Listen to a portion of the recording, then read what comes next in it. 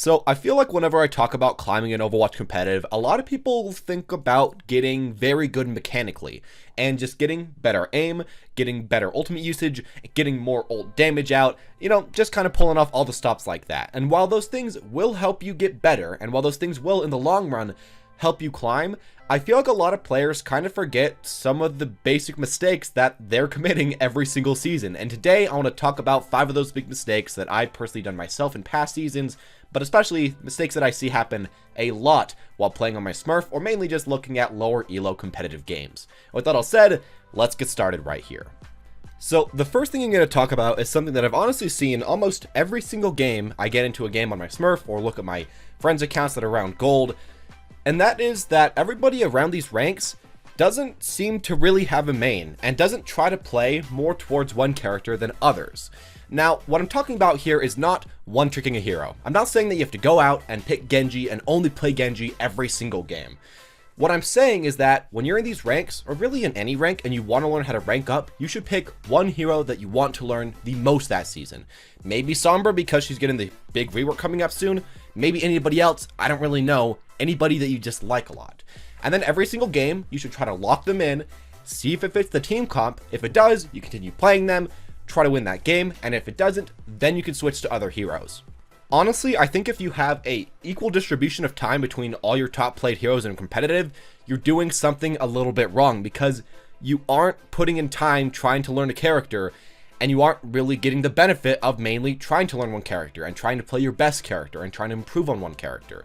And I think that is how you will get better. If you have 10 or 20 hours on like 20 different heroes, that's where I see a lot of people getting stuck, because while you are getting better at the game as a whole, it's taking you so much longer because you're having to learn this hero and then that hero and this hero and that hero and just switch up their playstyles every single game. And all of that together takes a lot of time, a lot more time than you probably want it to take. So again, what I'd recommend for you is that in this new season, you actually pick a main and you try to play them whenever it fits in. And again though, if you want to play some other heroes, you still allow that, but just again, try to pick your main, because I think that's a big mistake that holds a lot of people back. It just takes too much time to try to learn everyone.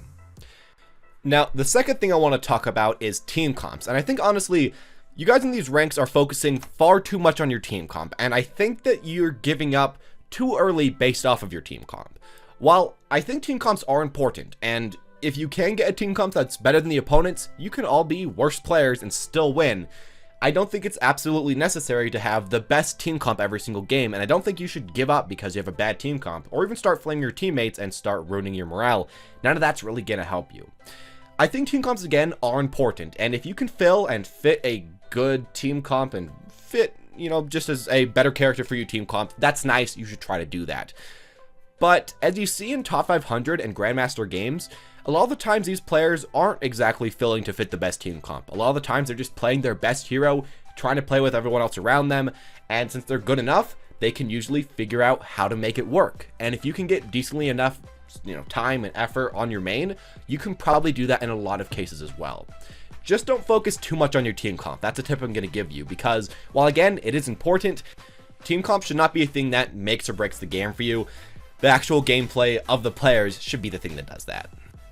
And now to a third thing, which is very similar to the last point, something that people focus on way too much in their gameplay rather than their actual gameplay, and that is trying to follow the meta to a T.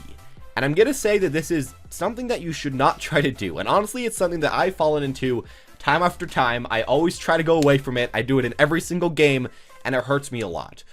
Trying to play the meta can be good, and if you can get a good meta team comp and play it okay, you probably will win that game. And while it can be a useful idea to try to get your teammates to go those characters, I just don't think it's especially useful in a lot of games, or especially, I guess, prevalent in a lot of games. And it's probably not going to happen in a lot of your games. If you look at your teammates and none of them play meta characters and you ask them to go those characters, that's probably not a good idea. Your teammates are going to perform way under the average, and even if you happen to get that good meta comp, it's not going to really work out for you.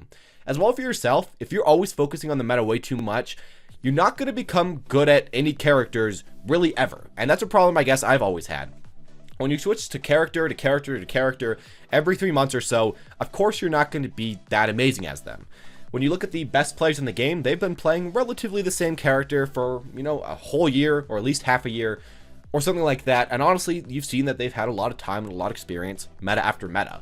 You should be trying to do that for yourself as well. Of course, you can dibble dabble in some meta characters if you want to try them out. If you want to play a character that's always been bad, like let's say the Hanzo rework makes him meta, then sure, do that.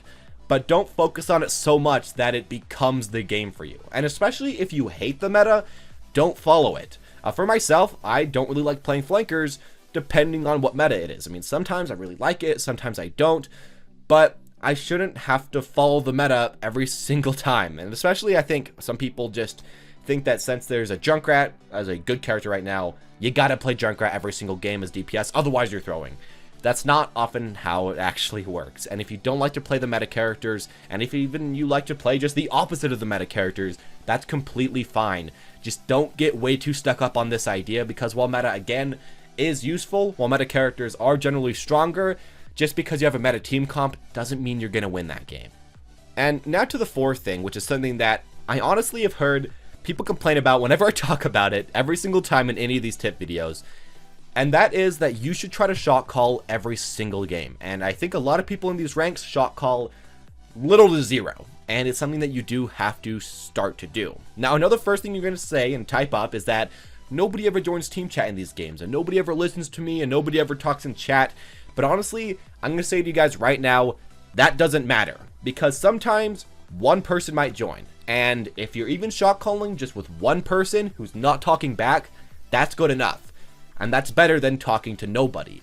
And I think even if you have literally zero people talking back to you in chat, if you're saying stuff in chat, you're thinking about the game. You're thinking about where the enemies are going. You're thinking about where you should be going. And you're just thinking about it a lot more retrospectively, other than automatically playing through the game, just auto mode where you aren't thinking about what you're doing.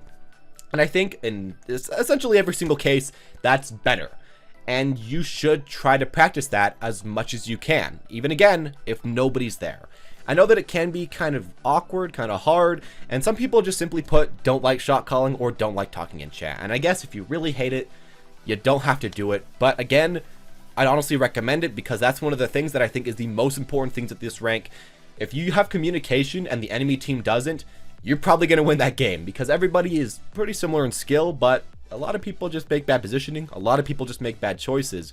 And if your shot calling can do just a little bit, you're going to win quite a bit more games. So there you go with that. That's a mistake that I think a lot of people ignore. And even when I call people out on it, they have their reasoning against shot calling still. But there you go. That's why I think that you should do it pretty much no matter what. And here we go to the fifth point that I want to make, the final point about why you guess you can't climb out of these ranks season after season. And that is that for a lot of players, I think you guys are just grinding games. And while grinding games can be good if you're doing it the right way, I think a lot of people are grinding games the wrong way. They're just getting into matches and playing match after match after match after match. I see so many people with 200 or 300 or 400 hours in gold, silver, or bronze. And honestly, if you have that much time, you probably should have gotten better by then. You probably should have learned what you did wrong by then. You probably should be ranking up. For myself, every single season, I usually don't play much more than 30 to 50 hours or something around there, depending on the season. And I've been able to go from the top of plat, or even the middle of plat sometimes, to masters again and again and again. And I think something that you guys should try to focus on is just improving your gameplay instead of spamming out a lot of gameplay. I think, again, it's quality over quantity. And I think a lot of people kind of mess up on, again, is playing so many games as so many different heroes. And this kind of relates to the first point. The people that have a huge amount of hours are playing everybody. They're trying out everybody, the meta, the not meta. And I think a lot of people just kind of give up on getting better and just hope that if they grind up enough games with a, just different amount of characters, a large enough cast, they will eventually climb. And for some people that does work, but again, I wouldn't recommend it. What I recommend instead is to get into games and focus on your gameplay and focus on what you're doing right, and mainly what you're doing wrong, and try to figure out how to not do that again. Oftentimes as tank, it might be kind of harder than some of the other roles, because you don't have to focus on your aim as much. But even with positioning as tank, support, or DPS, those are all things that that you're doing wrong, or you're doing right, and you should try to focus on that. And I guess one final thing I want to mention is that you should also focus on what the opponent is doing right. I know a lot of people hate giving credit to their opponents. They just want to pretend that they're not that great. But if you're losing to the same people again and again in your rank, they have something to teach you, and you should try to learn from that player.